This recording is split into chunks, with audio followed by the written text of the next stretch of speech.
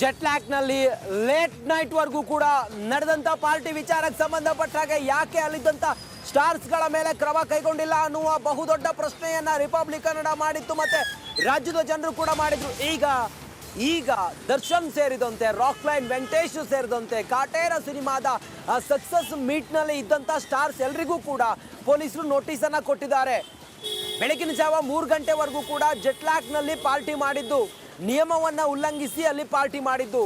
ದರ್ಶನ್ ಸೇರಿದಂತೆ ಇನ್ನುಳಿದಂತ ಯಾರ್ಯಾರಿದ್ರು ಆ ಸ್ಟಾರ್ಸ್ ಅವರೆಲ್ಲರಿಗೂ ಕೂಡ ನೋಟಿಸ್ ಅನ್ನ ಕೊಡಲಾಗಿದೆ. ಯಾರಿಗೆಲ್ಲ ನೋಟಿಸ್ ಹೋಗಿದೆ ಅಂತ ಹೇಳಿ ನಾವು ನೋಡ್ತಾ ಹೋದ್ರೆ ರಾಕ್ಲೈನ್ ವೆಂಕಟೇಶ್, ತರುಣ್ ಸುಧೀರ್, ಅಭಿಷೇಕ್, ಅಂಬರೀಶ್, ನೀನಾಸಂ ಸತೀಶ್, ಡಾಲಿ ಧನಂಜಯ್, ಹರಿಕೃಷ್ಣ, ಚಿಕ್ಕಣ್ಣಗೂ ಕೂಡ ಪೊಲೀಸರು, ಸುಬ್ರಹ್ಮಣ್ಯ ನಗರ ಪೊಲೀಸರು ನೋಟಿಸ್ ಅನ್ನ ಕೊಟ್ಟಿದ್ದಾರೆ.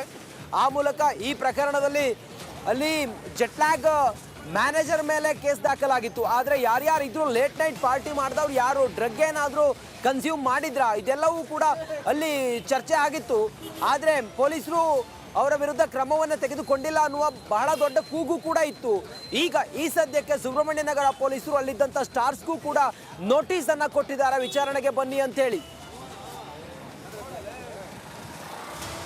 ಸ್ಟಾರ್ಗಳು ಮಾತ್ರ ಪೊಲೀಸರಿಗೆ ಶುರುವಾಯಿತು ಸಂಕಷ್ಟ. ಕರ್ತವ್ಯ ಲೋಪ ಮಾಡಿದ್ದ 6 ಪೊಲೀಸರಿಗೂ ಕೂಡ ನೋಟಿಸ್ ಅನ್ನ ಕೊಟ್ಟಿದ್ದಾರೆ.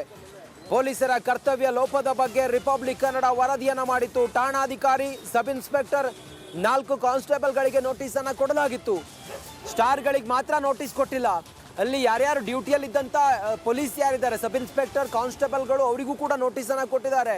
ಯಾಕೆ ನೀವು 3 ಗಂಟೆವರೆಗೂ ಕೂಡ ಲೇಟ್ ನೈಟ್ ಎಲ್ಲರೂ ಮಲಗಿದ್ರೆ ಅಲ್ಲಿ ಪಾರ್ಟಿ ಮಾಡೋದಕ್ಕೆ ಯಾವ ಅವಕಾಶ ಮಾಡಿಕೊಟ್ರಿ ಅನ್ನೋ ನಿಟ್ಟಿನಲ್ಲಿ ಪೊಲೀಸ್ ಸಿಬ್ಬಂದಿಗೂ ಕೂಡ ನೋಟಿಸ್ ಅನ್ನ ಕೊಟ್ಟಿದ್ದಾರೆ. ಮತ್ತೆ ಇಷ್ಟೆಲ್ಲ ಆದರೂ ಕೂಡ ಸಂಬಂಧಪಟ್ಟಂತ ಅಲ್ಲಿ ಯಾರು ಸ್ಟಾರ್ಸ್ ಇದ್ದಾರೆ, ಆ ಒಂದು ಸಕ್ಸಸ್ ಮೀಟ್ನಲ್ಲಿ ಇದ್ದಂಥ ಪಾರ್ಟಿ ಮಾಡಿದಂಥ ಸ್ಟಾರ್ಸ್ ಅವ್ರಿಗೆ ನೀವು ಯಾಕೆ ಇನ್ನೂ ಕ್ರಮ ಕೈಗೊಂಡಿಲ್ಲ, ನೋಟಿಸ್ ಯಾಕೆ ಕೊಟ್ಟಿಲ್ಲ ಅನ್ನೋದು ರಿಪಬ್ಲಿಕ್ ಕನ್ನಡ ಪ್ರಶ್ನೆ ಮಾಡಿತ್ತು. ಮತ್ತೆ ಪೊಲೀಸರ ಕರ್ತವ್ಯ ಲೋಪವೂ ಕೂಡ ಇಲ್ಲಿ ಮೇಲ್ನೋಟಕ್ಕೆ ಗೊತ್ತಾಗಿತ್ತು.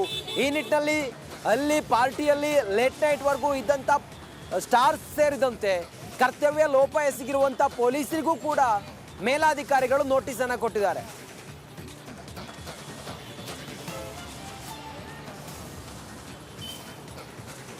ಮತ್ತಷ್ಟು ಮಾಹಿತಿಯೊಂದಿಗೆ ನಮ್ಮ ರಿಪೋರ್ಟರ್ ನಾಗರಾಜ್ ಈಗ ಲೈವ್ ಕನೆಕ್ಟ್ ಆಗಿದ್ದಾರೆ. ನಾಗರಾಜ್, ಈ ಸದ್ಯಕ್ಕೆ ಕಾಟೇರ ಸಕ್ಸಸ್ ಮೀಟ್ನಲ್ಲಿ ಲೇಟ್ ನೈಟ್ ಮಾಡಿದಂಥ ಪಾರ್ಟಿಗೆ ನಟರಿಗೂ ಕೂಡ ನೋಟಿಸ್ ಕೊಟ್ಟಿದ್ದಾರೆ.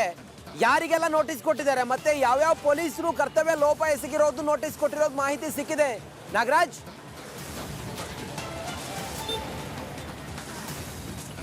ಖಂಡಿತ ರಂಜಿತ್, ಏನು ಜೆಟ್ಲ್ಯಾಕ್ ಪಬ್ನಲ್ಲಿ ನಡೆದಂಥ ಕಾಟೇರ ಚಿತ್ರತಂಡದ ಒಂದು ಅವಧಿ ಮೀರಿದ ಪಾರ್ಟಿಗೆ ಸಂಬಂಧಿಸಿದಂತೆ ಒಂದು ಕಡೆ 6 ಜನ ಪೊಲೀಸರಿಗೆ ನೋಟಿಸ್ ಸರ್ವಾಗಿದ್ರೆ, ಇತ್ತ ಕಡೆ 8 ಜನ ಸ್ಟಾರ್ ನಟ ಮತ್ತು ನಿರ್ಮಾಪಕರಿಗೆ ನೋಟಿಸ್ ಜಾರಿಯಾಗಿರ್ತಕ್ಕಂಥದ್ದು.